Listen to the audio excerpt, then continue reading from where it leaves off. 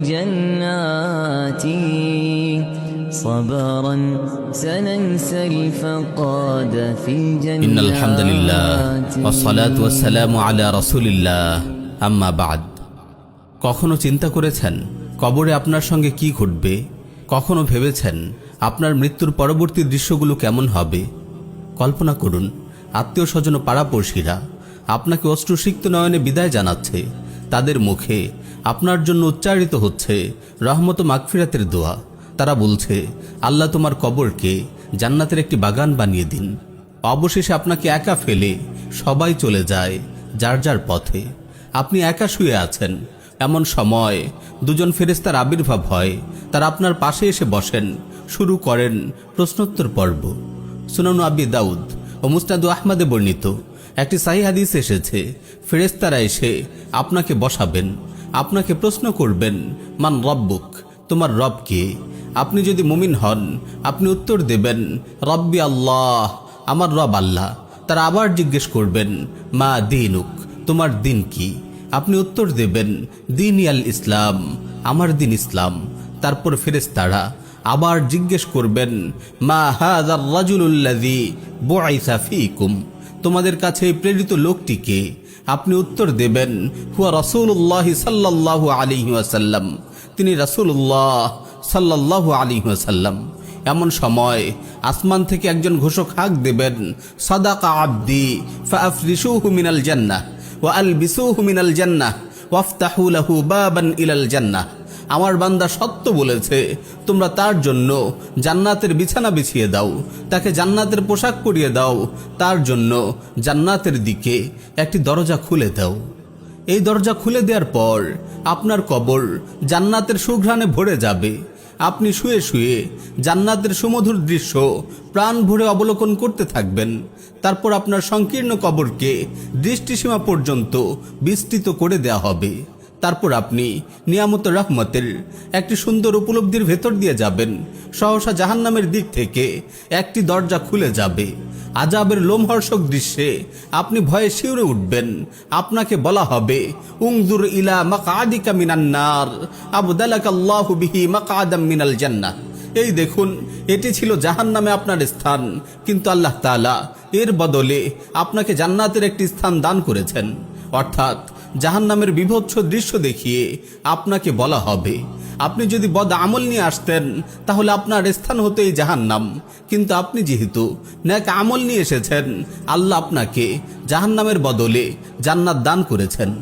জান্নাতের অপূর্ব সুখ সমৃদ্ধি ও প্রাচুর্য দেখে আপনি তন্ময় হয়ে ঠায় তাকিয়ে থাকবেন। সুবহানাল্লাহ, এত রূপ, এত সুখ, এত শান্তি! চোখের পলকেই কবরের সংকীর্ণ অন্ধকার প্রকোষ্ঠ জান্নাতের একটি সুদৃশ্য বাগানে পরিণত হবে।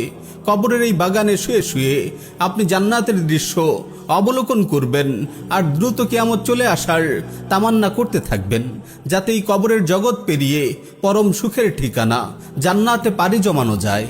প্রিয় ভাই ও বোন, এই তো গেল মুমিনের অবস্থা। দুর্ভাগ্যবশত মৃত ব্যক্তিটি যদি কাফির হয় তাহলে তার কি অবস্থা হবে? চলুন হাদিসের আলোকে জানা যাক। সুনান আবি দাউদে বর্ণিত উল্লেখিত হাদিসটিতে আরও এসেছে, রাসূল সাল্লাল্লাহু আলাইহি ওয়াসাল্লাম ইরশাদ করেন, মৃত ব্যক্তিটি যদি কাফির হয় তাহলে ফেরেশতারা তাকে বসায় এবং উল্লেখিত প্রশ্নগুলো করে। প্রতিটি প্রশ্নের উত্তরে সে কেবল বলে, হা হা লা আদ্রি, হায় হায়, আমি কিছুই জানি না। এমন সময় আসমান থেকে একজন ঘোষক হাঁক দেন, কাযাবা ফাআফরিশুহু মিনান নার ওয়া আলবিসুহু মিনান নার ওয়াফতাহু লাহু বাবান ইলান নার, সে মিথ্যা বলেছে, তোমরা তার জন্য জাহান্নামের বিছানা বিছিয়ে দাও, তাকে জাহান্নামের পোশাক পরিয়ে দাও, তার জন্য জাহান্নামের দিকে একটি দরজা খুলে দাও। জাহান্নামের এই দরজা দিয়ে তার কবরে জাহান্নামের উত্তপ্ত গরম হাওয়া আসতে থাকে। তারপর কবর তার জন্য আরো সংকীর্ণ হয়ে যায়।